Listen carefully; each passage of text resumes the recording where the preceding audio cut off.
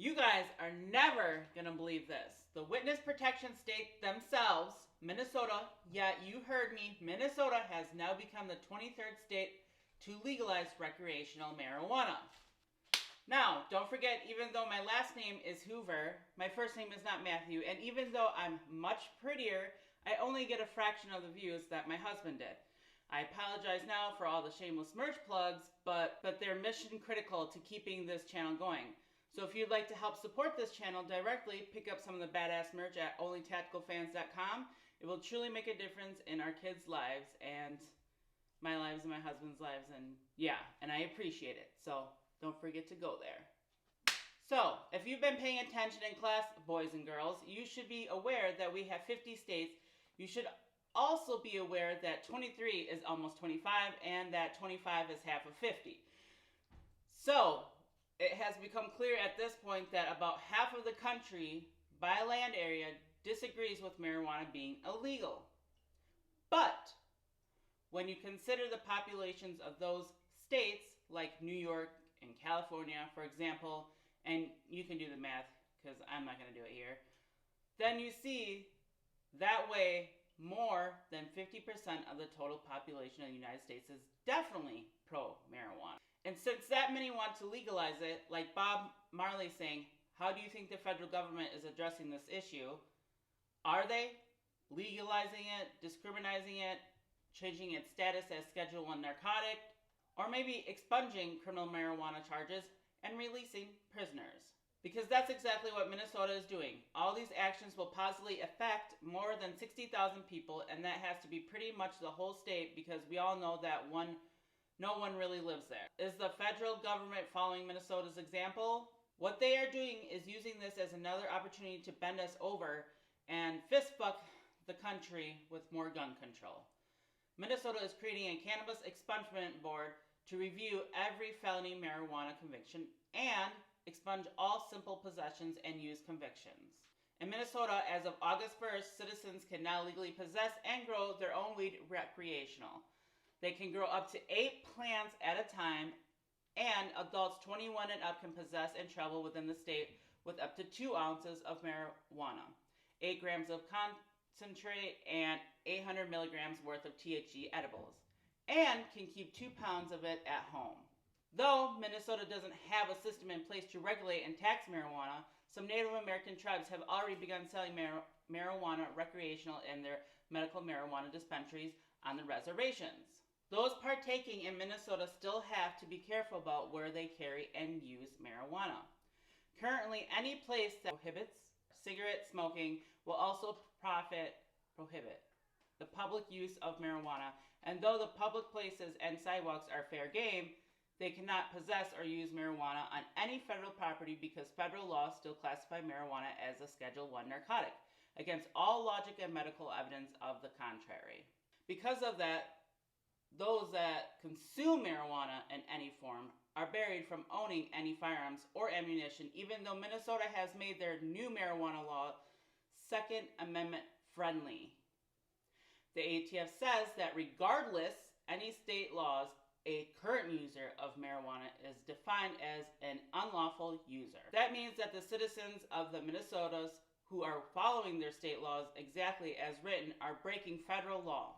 When you buy a gun, you must disclose on their form that you are a drug user, even though that drug is legal for you to own and use. And if you fail to disclose that, then you are guilty of a third-degree felony under federal law, punished by up to $250,000 fine and or up to 10 years and federal get pounded in the ass federal government prison. Since breaking a gun law now classifies you as a violent criminal. Case in point, Hunter Biden was guilty of tax evasion on millions of dollars of income over multiple years, yet his plea deal was tossed out by the federal judge handling his case.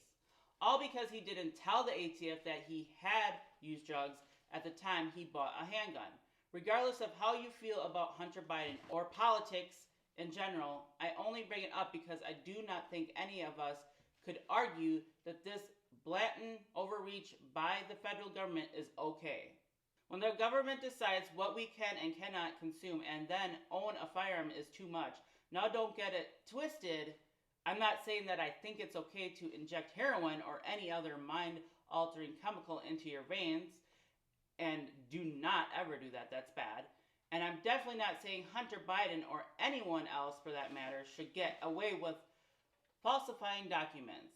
What I am saying is, where in the actual fuck in the Second Amendment does it grant the power to the federal government to dictate whether or not you can smoke weed, a God-given plant that still grows wild in some places, and own a firearm?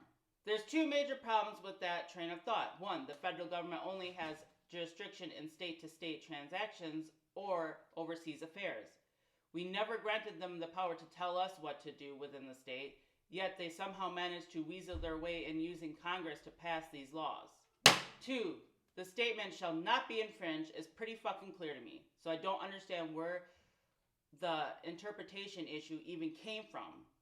It is written somewhere on the Constitution in visible ink or something, or is it buried in the fine print somewhere at the bottom? I don't know. It's not, fuckers. I have spent more hours than I care to admit staring at the Second Amendment, and I still haven't seen any legal clause addressing marijuana and firearms. And let's not forget the Broom decision that says that for a gun law to be constitutional, it must have text, history, and tradition around the founding of the Second Amendment, aka checkmate, bitch. While I'm not about to hit a gravity bong, then go target shooting, I still believe the government needs to be checked on this issue. I'm willing to give them maybe, operation while intoxicated.